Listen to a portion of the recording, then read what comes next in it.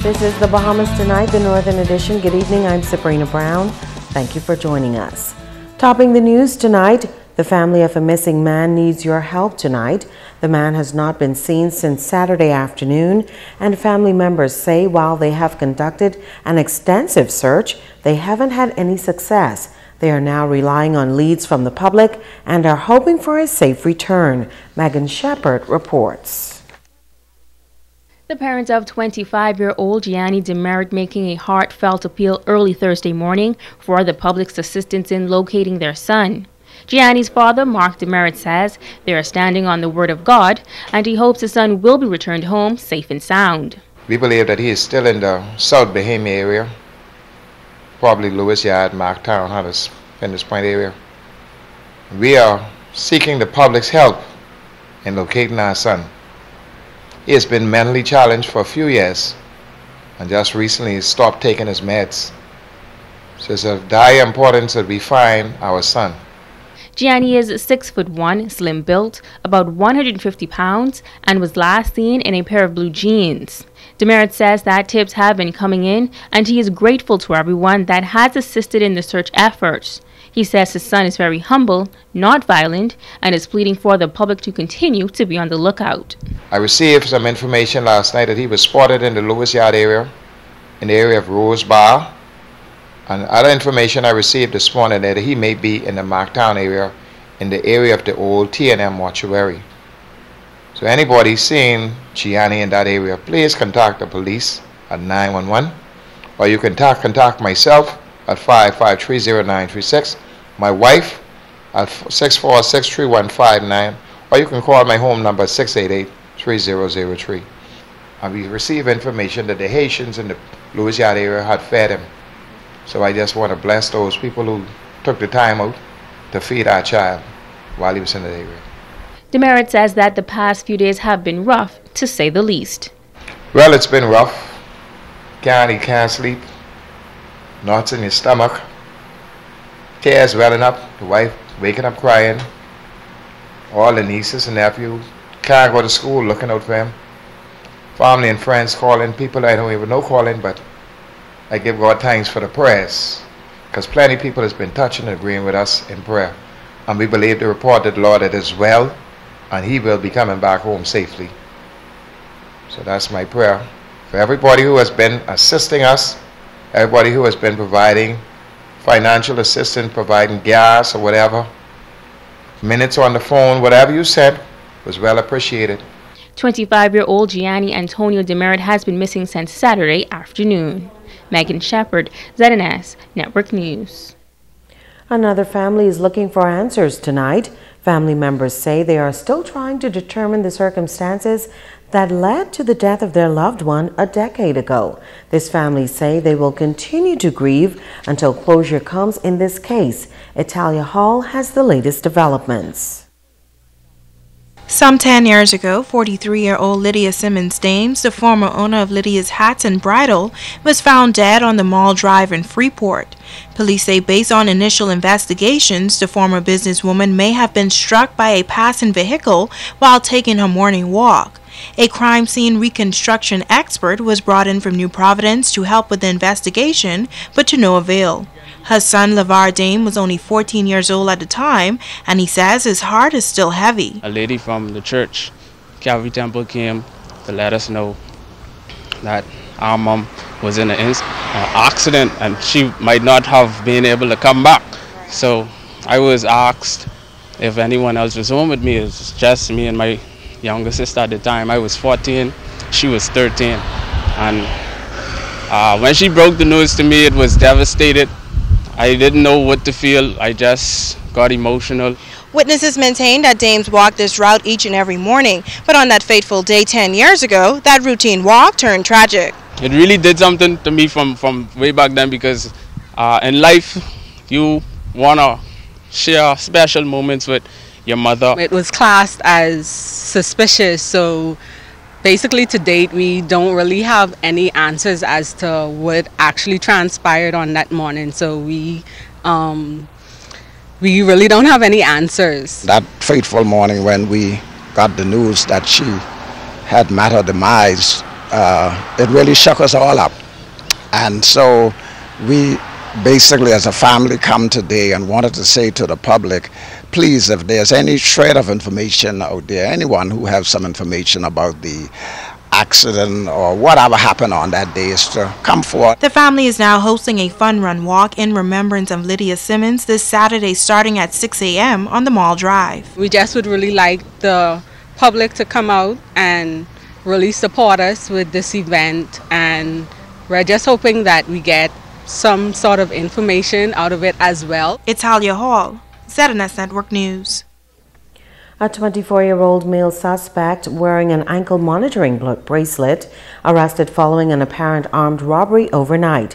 Police tell us that around 1 o'clock this morning, a male and female, while at their home on Lunar Boulevard, were accosted by two suspects who were armed with knives, wearing dark clothing, masks, and gloves. The assailants, who were said to be around 6 feet tall, robbed the occupants of the home of cash and personal items before escaping into nearby bushes.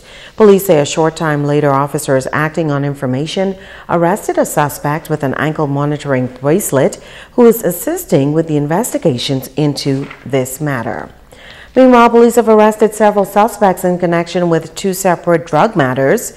The first incident occurred last evening around 7 o'clock in the Clark Avenue area. Reports say DEU officers searched a group of young men and discovered a 19-year-old male of Coral Reef Estate with a clear plastic bag containing suspected cocaine. The suspect was taken into custody. The second incident occurred around 3 o'clock this morning in Bimini. Police say that officers acting on information and armed with a search warrant entered a home in Baileytown where they discovered a quantity of marijuana in a laundry basket. 5 male residents of that home were arrested and taken into custody. A 36-year-old Florida man arrested at the Grand Bahama Airport yesterday for possession of ammunition. Reports are that the visitor presented his travel bag for inspection at the security checkpoint. Security officers saw the ammunition and alerted the police. Investigations are continuing. Stay with us. There's more news after this. Bringing news that matters to you. You're watching the Bahamas Tonight Northern Edition.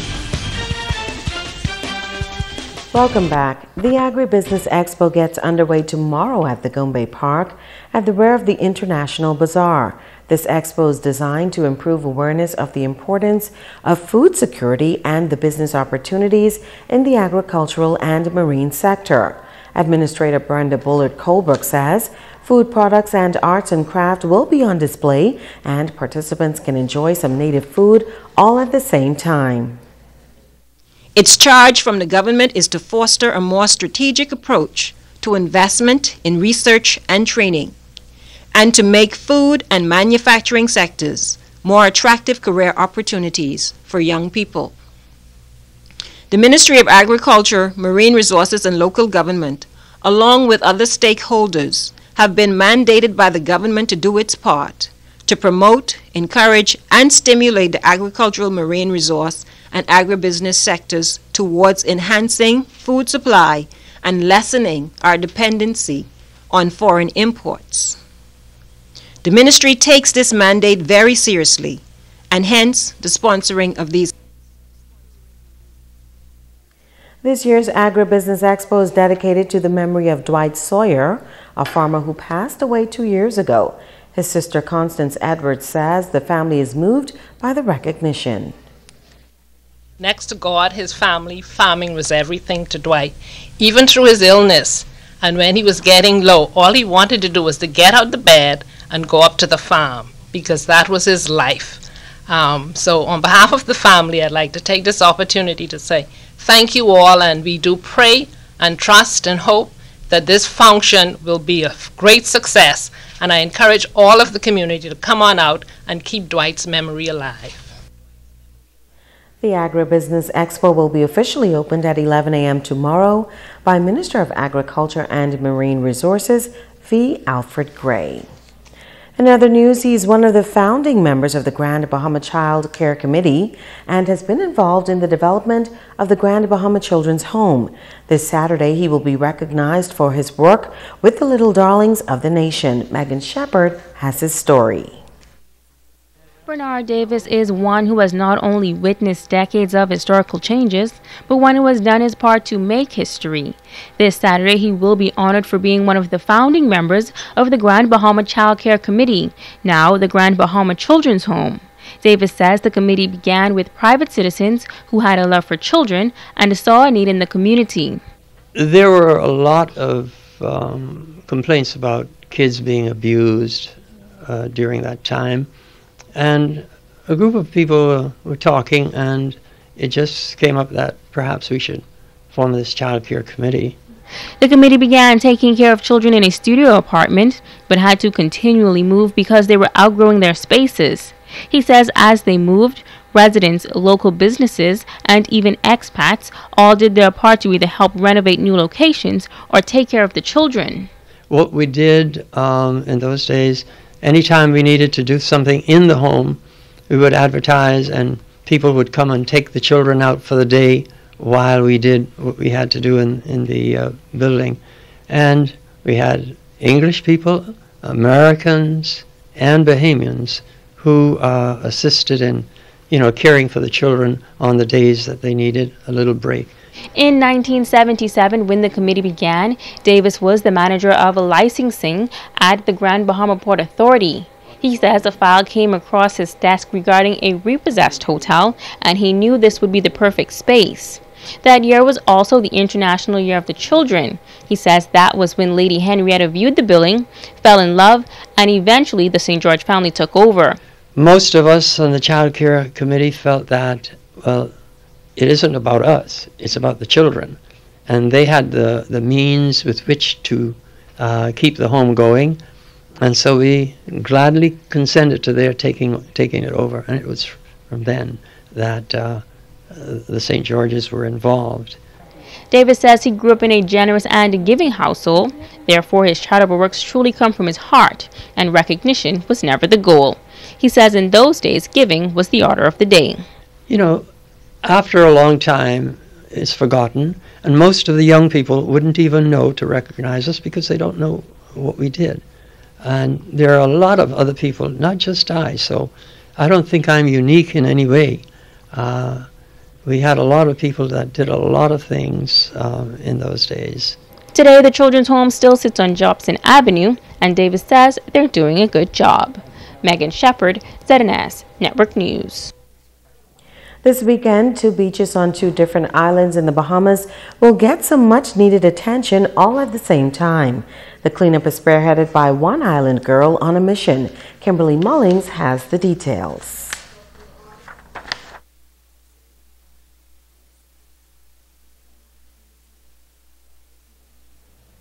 Cleaning 2 beaches on different islands at the same time starts with one person on a mission. Island girl Tommy Culmer is the director of Mission Beautify, an organization which seeks to keep beaches in the Bahamas clean. I love the beach, and I was one of those people that complained so much when I saw garbage on the beach, or if I saw someone throwing garbage out of their car, and it just hit me, maybe this is something I should address. There's a problem, I see the problem, the solution is simple. If you have a problem with it and you can fix it, fix it. That passion is what drove Tommy to be the change she wanted to see in the Bahamas. I wanted to start a charity where I can get the community involved and kind of sensitize them to the seriousness of illegal dumping and trash and just leaving too much of themselves on the beach. Mission Beautify has adopted 2 beaches, South Beach in Nassau and Portugal Beach in Freeport. Both beaches seldom see many visitors at one instance, which is what made Culmer initiate a cleanup. Our high traffic beaches are very, very clean, and that does attract tourists, but you do have those tourists that venture out and look for those hidden treasure. Portugal Drive Beach is a hidden treasure because the beach is absolutely beautiful, but when you walk to the shore, you are just surrounded by refrigerators and stoves and trash bags, and it's sad because we were blessed with this gift. She adds that both tourists and Bahamians on both islands share the same dissatisfaction with the condition of the beaches. They complain about the garbage. They complain about it not being clean. They complain about us not having proper recycling facilities. Culmer reminds residents that illegal dumping is costing the Bahamas unnecessary funds. As a people, residents should have more pride. Though there are agencies and government agencies and private sectors whose job it is to keep our island clean, there's so much money invested in cleaning up our garbage. There's extra money. If we don't leave traces of ourselves on the beach, that can be invested into other areas in Grand Bahama. With the help of the Ravens women's flag football team in Nassau and you, South Beach and Protocol Drive Beach will never be the same again. You can follow us on Instagram and Twitter at Mission Beautify. Also, you can find us on Facebook, and you can email us at missionbeautify@gmail.com. Kimberly Mullings, ZNS Network News.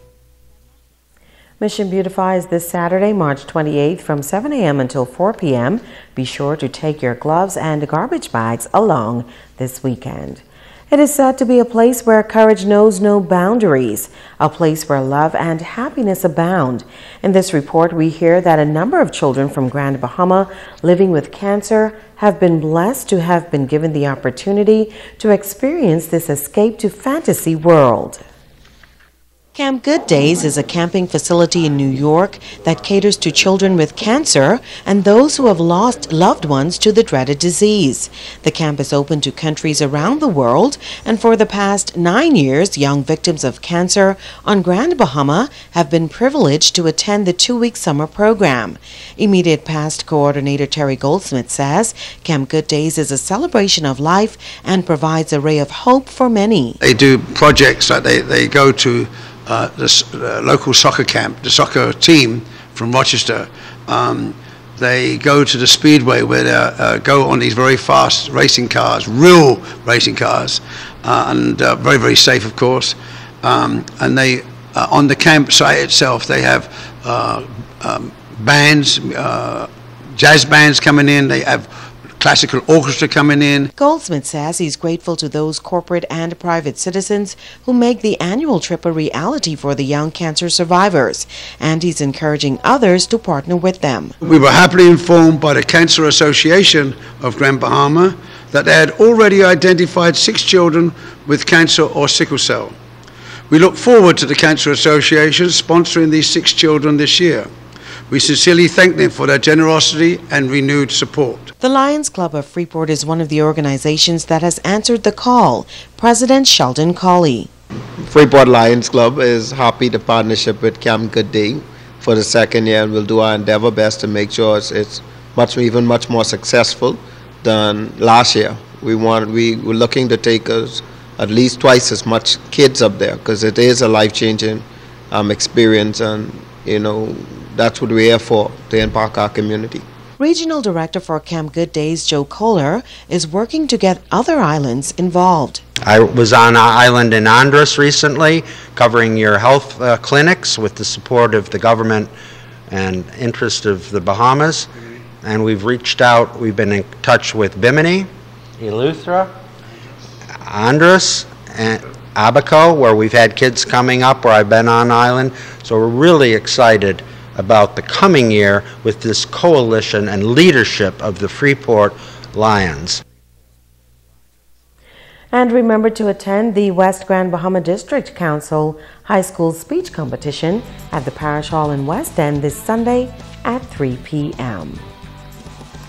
Stay tuned. Sports is up next with Ricardo Lightborn.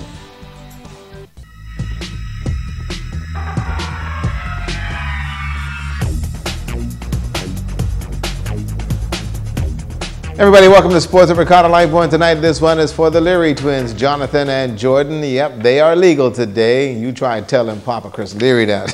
Here you go, bust right down. Well, the Bahamas swim team is in the pool preparing for the competition in Barbados. The track and field athletes are headed to St. Kitts and Nevis. The Grand Bahama athletes are focused and they're ready. Carifta sprinters Jonathan Smith and Jovan Martin are going through their final workouts at the Plex and in good form.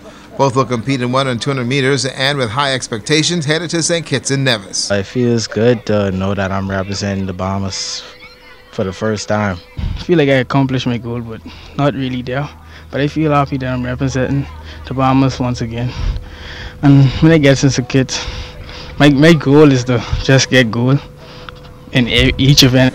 Howland Martin will compete in the long jump and triple jump. Solomon Lord has got the high jump, and these young men are very positive. Once I get down there, I wouldn't do too much to practice it. Just relax and wait till my day come and accomplish my goal what I went over there for. I'm practicing hard now, working hard at high jump, trying to reach 6'9". Brianne Beth will compete under 18 girls 100 and 200 meters. As other athletes dream of making the Carifta team, Brianne says she's ready.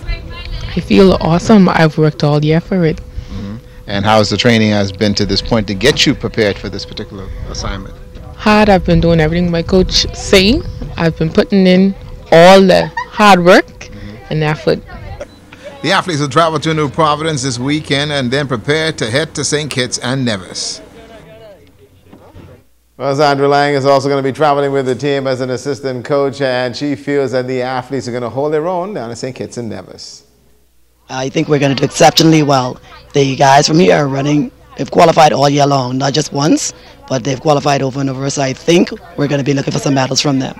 You've been there before. Tell me about conditions. Tell me about what these kids have to do in order to get acclimated to those kind of conditions down there in St. Kitts.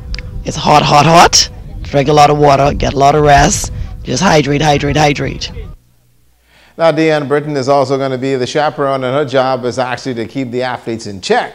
She's also concerned about the suitable conditions for our kids. I know for a fact we're going to bring more medals than we did last year. And I'm hoping that the accommodations this year will be better, because the accommodations last year hindered some of the kids' performance because of the place where we stayed. So hopefully this year we are staying in a more comfortable place so the kids could be more relaxed, because everybody talking about last year, but from the first evening our kids got in, most of them was sick the following morning because of the food preparation, the foods that they ate the night before. So hopefully this year the accommodations, the kids will be more comfortable and relaxed and be able to perform the way they want to perform. And let's hope that they can make sure that our kids are taken care of in Barbados as well as in St. Kitts and Nevis. Let's look at your sports tonight.